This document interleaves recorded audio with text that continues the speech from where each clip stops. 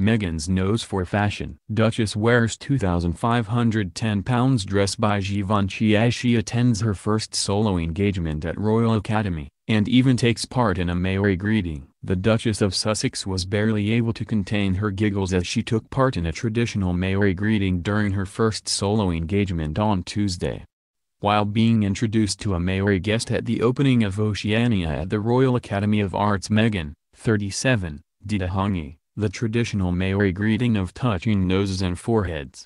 Meghan performed a hangi with several of her hosts, including New Zealand's High Commissioner Sir Jerry Mpree and his wife Janine. Just before she left, she did the same again with performers from Ngati Ranana, the London Maori club, who had entertained the royal party with a waiata or song. It was not, however, her first hangi. That came in April this year when she and Harry attended a dawn service on Anzac Day in London to commemorate Australian and New Zealand war dead. Meghan enlisted the designer behind her wedding dress, Givenchy, as she attended the opening of the exhibit, without her husband Prince Harry in tow. The French fashion brand, of which the royal wedding dress designer Claire Waitgeller is artistic director, has proved to be a firm favorite in the royal wardrobe. The elegant black dress worn this evening, costing £2,510, featured sheer sleeves as well as velvet panel around the neckline. She could be seen carrying a small black box clutch, £1,390 also by Givenchy, as she made her way into the Royal Academy. The former actress showcased her flawless figure with a waist-cinching belt and showed a flash of leg with a thigh-high split. Meghan also relied on an old favorite when it came to her shoes, opting for a pair of Aquazzura stilettos, £490, which she has worn on several previous engagements. The confident royal revisited the straighter hairstyle that she debuted during her engagement at Loughborough University with Prince Harry on Monday.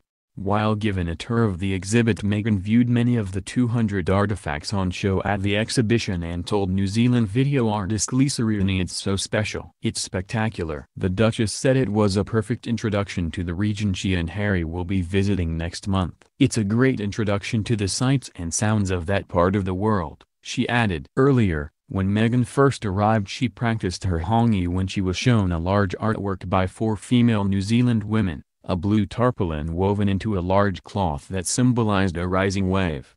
Some of the group, called the Mata'aho Collective, greeted Meghan with the traditional Maori greeting. Artist Sarah Hudson said, "We thought it might be a nice bit of practice before she comes to the Pacific next month, and it's nice to be able to practice something that's customary for us. She's honoring our heritage and it's so humbling." The artifacts include some plundered from island tribes in the colonial era which are now part of Western museum collections. But Meghan was steered clear of the one item on show that remains disputed, a Solomon Island feast trough in the shape of a crocodile. The Academy has labeled it with the admission that it was forcibly seized in a violent punitive raid by HMS Royalist in 1891. Inside the Academy's Gallery 3, the Duchess joined some of the 800 guests, including artists and those loaning the exhibits, invited to attend a private function tonight, last night celebrating their involvement in the project. Carmel Sapuloni, New Zealand's Associate Minister of Arts, Culture and Heritage, told them, "What a great honor it is to have Her Royal Highness to attend this event as her first solo duty as a member of the royal family." Despite this being the first time that Meghan has attended an engagement alone, the royal showed no nerves as she greeted officials outside the Academy on Tuesday evening. The smiling Duchess then turned to the crowds, flashing a smile and a wave to the well-wishers who had gathered in anticipation of her arrival. By coincidence, Meghan's appearance last night came a year to the day that she first went public with her then-boyfriend, Prince Harry, when they appeared at the Invictus Games in Canada together. It was an early solo debut with the firm for the former actress. Her sister-in-law, the Duchess of Cambridge, carried out her first solo engagement, standing in for Prince Charles at a private fundraising dinner, in October 2011, almost 6 months after her wedding day. Meghan, who married on May 19, is a much more experienced performer on the world stage than Kate was at this point in her marriage. Until now, the newest royal has always stepped out on official engagements with her husband or another member of the royal family, including the Queen, by her side. But her training as an actress, not to mention her sense of style and confidence, has already earned her plaudits. Tonight we'll see Meghan introduced to Oceania, the first ever major survey of Oceania card to be held in the United Kingdom. The exhibition will celebrate the art of Melanesia, Micronesia, and Polynesia, encompassing the vast Pacific region including New Guinea, Easter Island, Hawaii, and New Zealand.